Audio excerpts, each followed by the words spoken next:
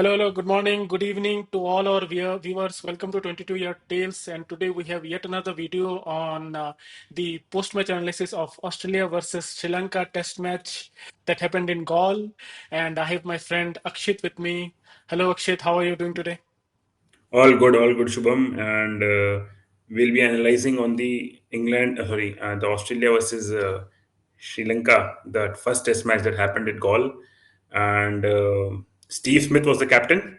It was a rest for Pat Cummins, and we all thought that Australia is visiting Sri Lanka in their own backyard.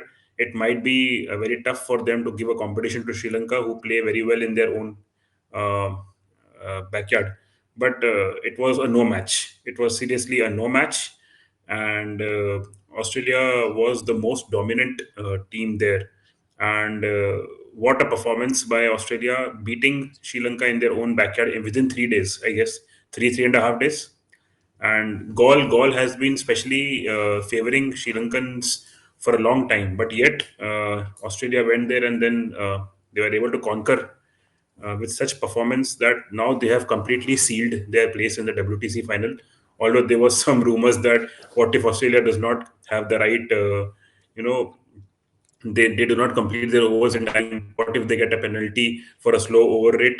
There was a bleak chance of India coming there, but now all those debates are over because Australia has won the Test match. Even if they had won just one Test match, it was going to seal their place. Now it's completely sealed, so we'll see in Australia versus South Africa WTC.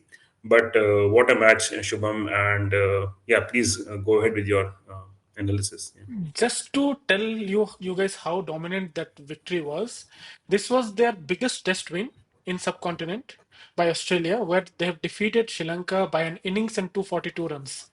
That was the margin. We never expected Kyuki. Basically, Sri Lanka was playing well.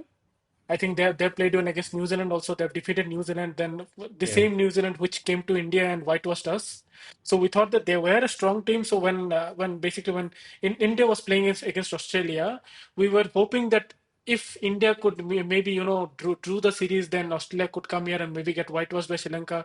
But we have seen what Australia is capable of, and they've again told the whole world that they were the deserving team to go to the Test Championship final.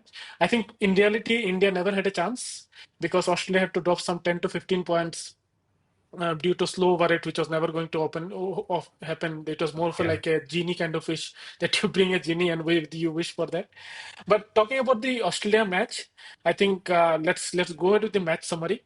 So the we'll see the heroes of the match who have played well in these matches. So starting, Australia had won the toss, and it was a pretty dry pitch, a usual Sri Lankan pitch or a subcontinental pitch where there is more spin. So it was never a doubt that I think both the captain wanted to bat first. Steve Smith, the standing captain, took the choice and took batting first, and then I think Usman Khawaja and Travis Head gave them a brilliant start. Travis had scored a brilliant 50. Then going on, once Travis had lost the wicket, I think then Labuschagne couldn't stay there much. But then came the big partnership between Steve Smith and Usman Khawaja, where they both scored a century. Where Usman Khawaja eventually went on to score a double century. It was a brilliant innings. They have played against Sri Lankan spinner pretty well. Although I will Yeah. tell that I think Sri Lankan spinners and their team has missed few opportunities, both in catching as well as in reviews. I think there was a review where I think they could have gotten Usman Khawaja pretty early in the wicket, where there was a catch which they didn't take the review. So there were few chances, but those all are part and parcel of the game. And we have to appreciate the innings played by both Usman Khawaja and Steve Smith. Then once I think Steve Smith got out, so just to see this, let me see the scorecard if I can remember well. Then came Josh English. I think he played brilliantly in front of his own parents. I think they were delighted to see the innings from Josh English. He scored 100 in mere 94 balls. And then Yeah. Alex Carey came. He played well. Bio Webster came. He played handy 23 runs. Major Stark was hitting the ball. So overall, that was a brilliant bowling performance.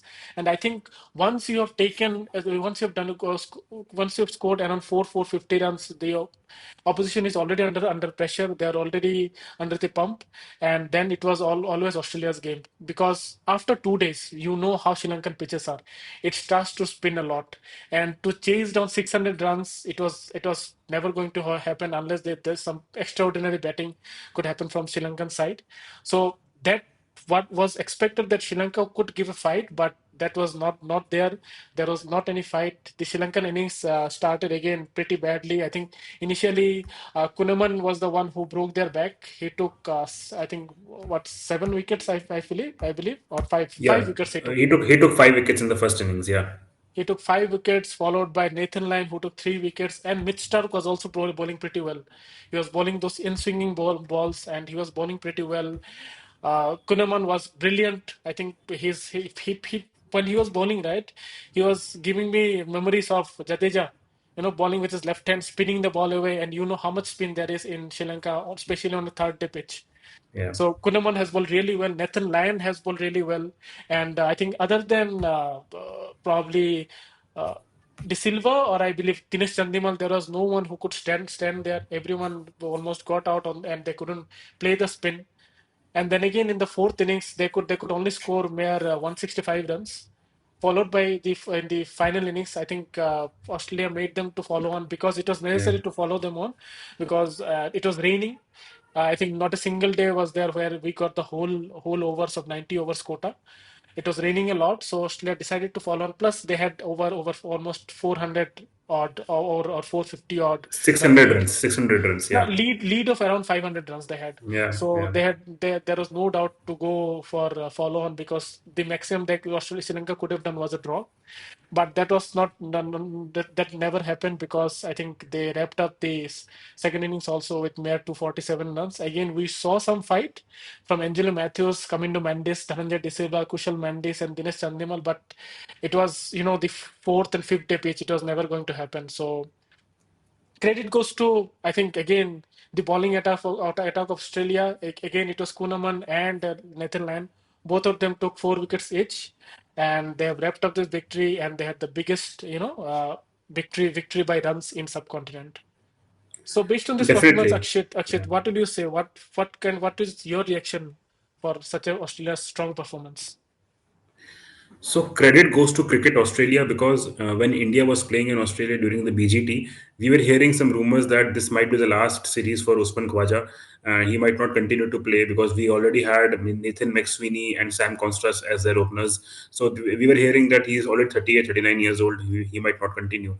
But since they have qualified for the WTC, they require a player with such experience, a top order batsman, a left-handed opener, who can give them good starts. So credit goes to Australia for backing that player and playing him in the subcontinent where he is aware of all the conditions. We thought that we might see Sam Constas playing in the first match, but no, Sam Constas had to sit down, although he performed decently well against India when he debuted. So and Khwaja scored a brilliant double century, and it's very rare to see double centuries nowadays. I'm not saying that Test matches don't have double centuries, but since the nature of the game has changed so much, we get to see more results nowadays. So a double century in a Test match is a very good achievement, and what performance by Usman Khwaja. And to add to that, a captain's knock from Steve Smith. I mean, he has returned to form at the right time for Australia. Right from the India series BGT, he scored two crucial centuries there. Now he has scored a third century in Sri Lanka, and this is how a Fab Four batter should bat across different conditions against different oppositions in different countries. Akshit, So let me correct you. It's Fab yeah, 3 now. okay, Fab Three, yeah, that's right, that's right, and Virat Kohli is unfortunately not Well. I never said among the Virat Kohli. runs. I never said Virat Kohli, guys. It was Akshit who took Virat Kohli's name. I only said No, Fab 3. I'm just saying because of the recent form that we have, right? Joe Root obviously tops that list.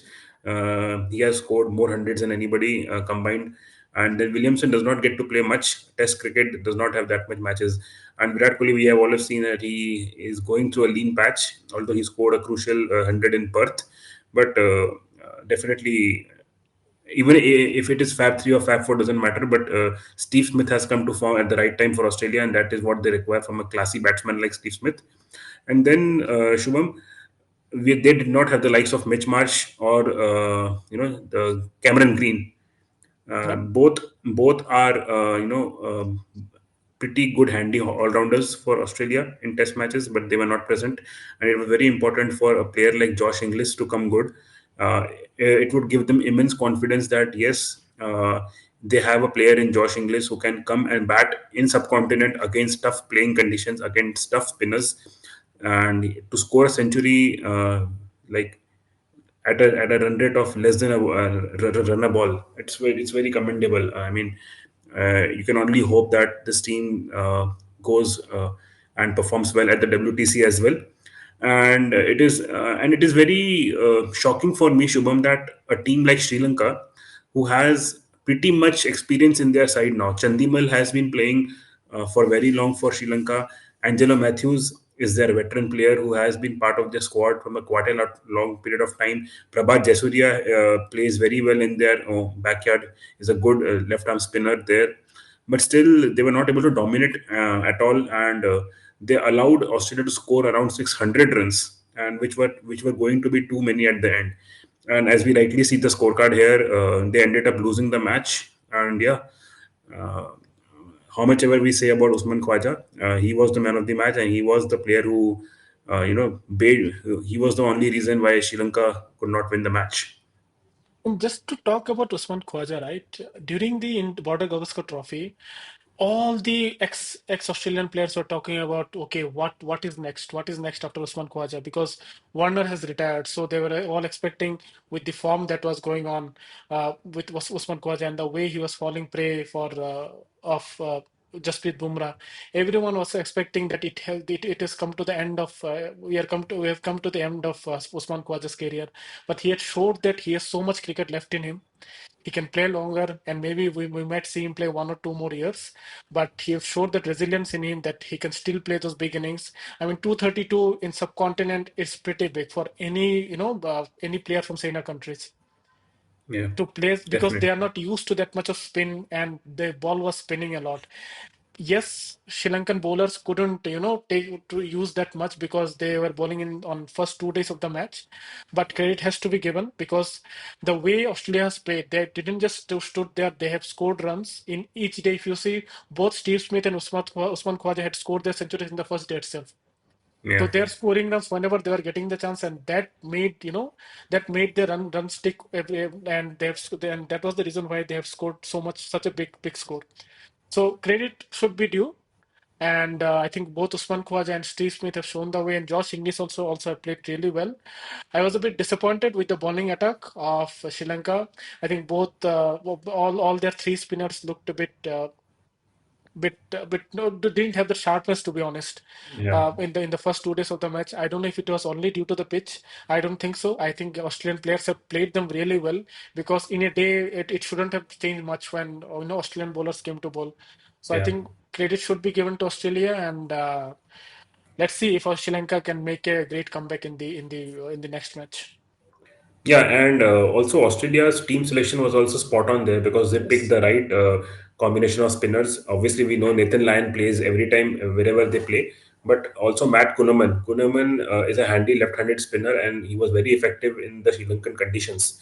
So, a very good pick there by Australia in their team. And I would just like to say one thing: we expected a lot from Kamindu Mendes because he Yep. has been playing tremendously for Sri Lanka in the last 1.5 years. He is a part of the ICC Test squad of the year. So, and he has scored back-to-back centuries, and he is the informed batsman. And one Kamindu Mendes could not bail them out. They required the services of Karunaratne, Mendes, De Silva, all big names, Angelo Matthews, but they could not stand at the right occasion. And as you said, let's see what Sri Lanka can do in the second Test match. I think it will be a whitewash for them because the form which Australia is having right now, it won't be a shocker if they win another Test match and it's a 2-0 whitewash in Sri Lanka, and they will carry a lot of momentum. And Temba Babuma has a lot to think now because although he has also had a good run of winning matches, but it will be an epic WTC final if Australia manages to win the second Test match. Yeah, absolutely, Akshit. I think Australia would like to, win the match and go towards. Although World Test Championship, there is a lot of time. We have Yeah, a Champions Trophy in the middle, but they will still like to have that momentum because there are few players who only play Test matches in Australian team. yeah, So yeah, they would like to take that momentum towards the World Test Championship final and just think if they win another World Test Championship final and Cummins, I don't know what more he wants to achieve. I think he'll end up becoming the most successful captain after Ricky yeah, Ponting. So, so hopefully South Africa can give some good competition. But if the way they are betting now, I just don't see anybody stopping them. I think there is not a team actually. There is only one player that can stop Australia, and that was Jasprit Bumrah. And yeah. unfortunately, neither Sri Lanka nor South Africa has Jasprit Bumrah. So Right. wishing the best to all the oppositions in Sri Lanka and South Africa. We want them to give good competition because this Australia team is looking more and more dangerous every day. Absolutely. So, and just before we close, Shubham, do you expect any changes in Sri Lanka's team or Australia's team for the second Test match, or are you thinking that Australia will stick to the winning combination? I think both Australia and Sri Lanka will stick to the winning combination because I feel like this match didn't go well as Sri Lanka would have wanted, but they did play their strong 11 considering the pitch. Probably if the toss would have been different, if the toss outcome would have been different, we could have taken a bit different result. So we'd see if toss was the factor or not in the next match. But I feel both of the team will go ahead with the same team in the next match also. Yeah, even I think that Australia might stick to the same combination because we have the WTC very far away from now. So there is no point of resting anybody unless there is some injury. So I think Australia will stick to that. But just if I think for Sri Lanka, since their batting did not come good, maybe they can try Nisanka. Patum Nisanka is too good a player to sit out from Yep. any format, and he has been performing very well for Sri Lanka. So Oshada Fernando, he might be rested, and Patum Nisanka should get a go in the opening slot with Karunaratne. Let's see what happens. But we'll be back with another video on the analysis of the second Test match once it is completed. Yep. So that was it from us today on this match. And if you like our content, please like and subscribe to our channel, and feel free to comment your constructive feedback. And till then, please take care. We'll meet the next time. Bye. Bye bye.